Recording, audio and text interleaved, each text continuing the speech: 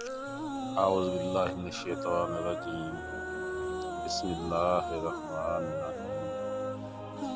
ایک مرتبہ کا واقعہ ہے کہ سید الانبیاء نبی اکرم صلی اللہ علیہ وآلہ وسلم طواف فرما رہے تھے۔ ایک اعرابی کو اپنے آگے طواف کرتے ہوئے پایا جس کی زبان پر یا کریم کی صدا تھی۔ حضور اکرم صلی اللہ علیہ وآلہ وسلم نے بھی پیچھے سے یا کریم پڑھنا شروع کر دیا۔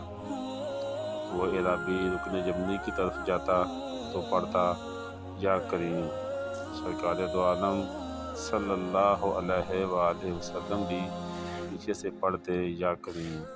وہ اعرابی جس سمت بھی رخ کرتا اور پڑھتا یا کریم، سرکار دو عالم صلی اللہ علیہ وآلہ وسلم بھی اس کی آواز سے آواز ملاتے ہوئے یا کریم پڑھتے۔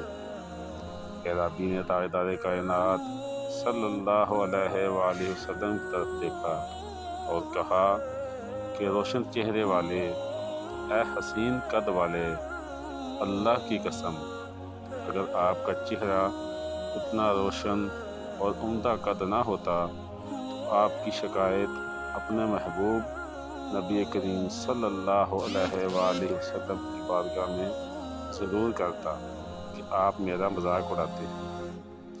حضور نبی کریم صلی اللہ علیہ وآلہ وسلم نے ارشاد فرمایا، تم اپنے نبی کو پہچانتے ہو؟ عرض کیا نہیں۔ آپ صلی اللہ علیہ وآلہ وسلم نے فرمایا، پھر تم ایمان کیسے لائے؟ عرض کیا، بن دیکھے ان کی نبوت اور رسالت کو تسلیم کیا، مانا، اور بغیر ملاقات کے میں نے ان کی رسالت کی تصدیق کی۔ آپ صلی اللہ علیہ وآلہ وسلم نے فرمایا، مبارک ہو، میں ہی تیرا نبی ہوں، آخرت میں تیری شفاعت کروں گا۔ حضور علیہ السلام کے قدموں میں گرا اور بوسے دینے لگا۔ آپ صلی اللہ علیہ وآلہ وسلم نے فرمایا، میرے ساتھ وہ معاملہ نہ کر جو عجمی لوگ اپنے بادشاہوں کے ساتھ کرتے۔ اللہ تعالیٰ نے مجھے متکبر اور جابر بنا کر نہیں بھیجا، بلکہ اللہ نے مجھے بشیر و نذیر بنا کر بھیجا۔ راوی کہتے ہیں، اتنے میں جبریل علیہ السلام آئے اور عرض کیا، اللہ جل جلالہ نے آپ کو سلام فرمایا ہے اور فرماتا ہے کہ اس اعرابی کو بتا دیں ہم اس کا حساب لیں گے۔ اعرابی نے کہا، یا رسول اللہ صلی اللہ علیہ وآلہ وسلم، کیا اللہ میرا حساب لے گا؟ فرمایا، ہاں، اگر وہ چاہے تو حساب لے گا۔ عرض کیا کہ اگر وہ میرا حساب لے گا تو میں اس کا حساب لوں گا۔ آپ صلی اللہ علیہ وآلہ وسلم نے فرمایا، تم کس بات کا حساب لے گا؟ اس نے کہا، اگر وہ میرے گناہوں کا حساب لے گا تو میں اس کی بخشش کا حساب لوں گا۔ میرے گناہ زیادہ ہیں یا اس کی بخشش؟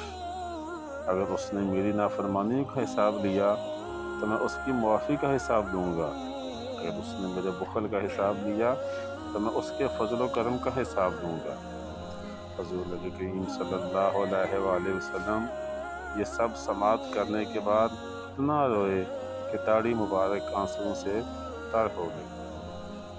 پھر جبریل علیہ السلام حاضر ہوئے، عرض کیا، اے اللہ کے رسول صلی اللہ علیہ وآلہ وسلم، اللہ آپ کو سلام کہتا ہے اور فرماتا ہے کہ رونا کم کر دیں، آپ کے رونے میں فرشتوں کو تسبیح و تحلیل بلا دی ہے۔